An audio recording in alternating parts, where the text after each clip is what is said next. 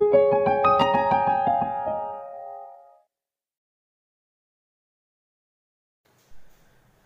विद्यार्थी मित्रांनो, मी विशाल केचकर sir.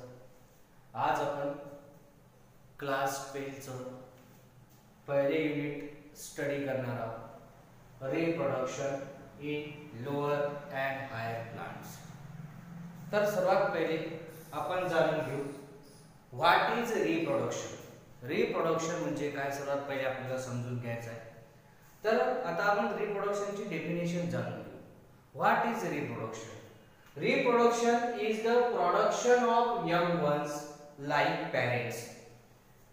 Parents स्वतःसारखाच एक जीव निर्माण करतात, त्या प्रोसिजरला आपण रिप्रोडक्शन असं आपण म्हणतो. Production of young ones like parents. Parents सारखाच एक नवीन जीव तयार करण्याची जी काय प्रोसेस आहे, त्या प्रोसेसला आपण रिप्रोडक्शन असं आपण म्हणतो.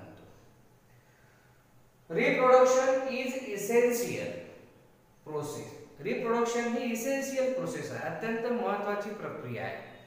मग ही इसेन्शियल प्रोसेस काय? Because it is important for continuation of species.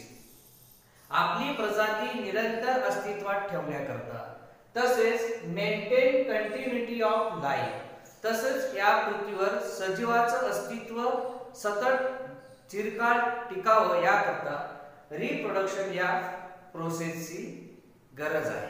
He important process आहे. There are the two methods of reproduction. रिप्रोडक्शनच्या दोन मेथड्स आहेत. एक आहे असेक्सुअल रिप्रोडक्शन आणि दुसरी आहे सेक्सुअल रिप्रोडक्शन. तर सर्वात पहिले आपण जाणून घेऊ asexual reproduction. What is asexual reproduction? In asexual reproduction no fusion of compatible gametes or sex cell. Asexual reproduction मध्ये no fusion of compatible gametes or sex cell. Asexual reproduction मध्ये जे compatible gametes आहे, compatible म्हणजे सुसंगत जे gametes आहे किंवा sex cell आहे, यांचं फ्युजन होत नाही. फ्युजन म्हणजे यांचं एकत्रीकरण होत नाही. No fusion of compatible gametes or sex cell. For example, in human being, eggs and sperms are the sperms are male gamete and eggs are female gamete. There is no fusion of such type of gamete in the asexual reproduction. अशा प्रकारचे जे काही gametes आहेत, या gametesचं asexual reproduction मध्ये fusion होत नाही. Only single parents are involved in asexual reproduction. Asexual reproduction मध्ये only single parents काय होतो? इन्व्हॉल्व होतो. पहा विद्यार्थी मित्रांनो, in asexual reproduction there is only single parents are involve. Asexual reproduction मध्ये only single parents are involve. So resulting the production of genetically and morphologically identical progeny. Asexual reproduction मध्ये single parents involve असल्यामुळे, समाविष्ट असल्यामुळे त्यांच्यापासून तयार होणारी जी काय progeny आहे, प्रोजेनी म्हणजे अपत्य, जे नवीन येणारी जी पिढी आहे, ती कशी आहे? These are genetically and morphologically identical to their parents. ते त्यांच्या जेनेटिकली मीन्स जेनेटिक कंपोजिशन आणि मॉर्फोलॉजिकलीचा अर्थ काय होते?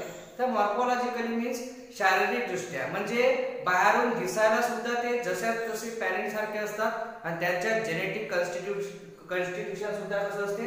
त्यांच्या पॅरेंट्स सारखं जशाच तसं असते. म्हणजे असेक्सुअल रिप्रोडक्शन पासून जे ऑफस्प्रिंग तयार होतात, जी प्रोजेनी तयार होते, त्याच्यामध्ये ओनली वन पॅरेंट इन्व्हॉल्व असल्यामुळे ती प्रोजेनी जेनेटिकली आणि मॉर्फोलॉजिकली जशाच तशी कोणासारखी असते? पॅरेंट्स सारखी असते.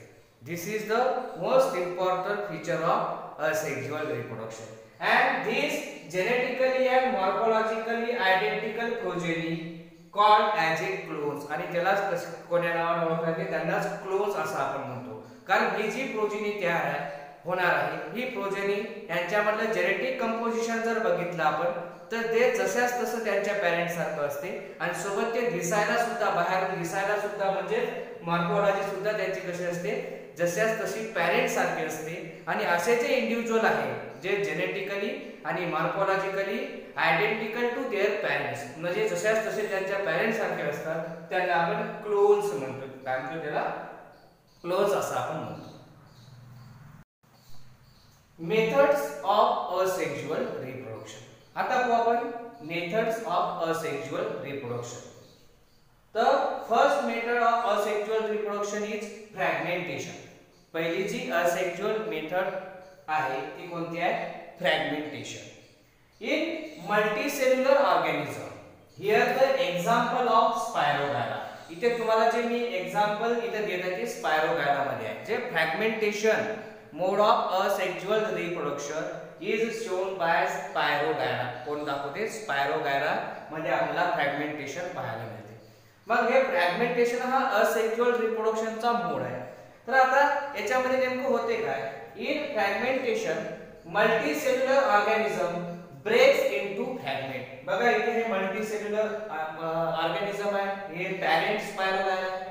मग हा जो पॅरेंट स्पायरोगायरा आहे, दिस मल्टीसेल्युलर ऑर्गॅनिझम ब्रेक्स. या ब्रेक्स म्हणजे याचे हा तुटतो, मधून कुठेतरी तुटतो. Multicellular organism breaks into fragments. बघा हे एक मल्टीसेल्युलर ऑर्गॅनिझम आहे, हा एक पॅरेंट स्पायरोगायरा आहे आणि हा पॅरेंट स्पायरोगायरा हा ब्रेक झालेला आहे. बघा इथे याचे तुम्हाला दोन तुकडे इथे झाल्यासारखे दिसतात, याचे दोन भाग झालेले तुम्हाला इथे दिसतात. Multicellular organism breaks into fragments one or other reason. कोणत्या तरी कारणामुळे हे जे मल्टीसेल्युलर ऑर्गॅनिझम आहे ह्या कुठून तरी ब्रेक होतो आणि ब्रेक झाल्यामुळे याचे दोन भाग झालेले आहेत, दोन पार्ट झालेले आहेत. त्याला आपण फ्रॅगमेंट 1 आणि फ्रॅगमेंट 2 इथे नाव दिलेले आहे.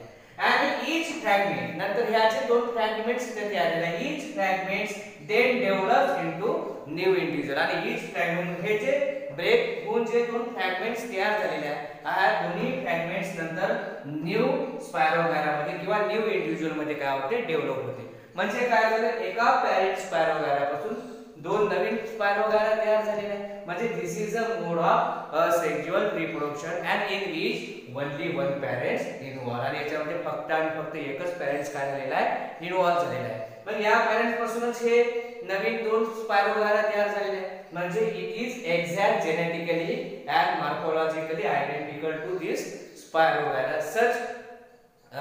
such organisms is called as a clones. यालाच आपण काय म्हणू शकतो? क्लोन्स असं म्हणू शकतो.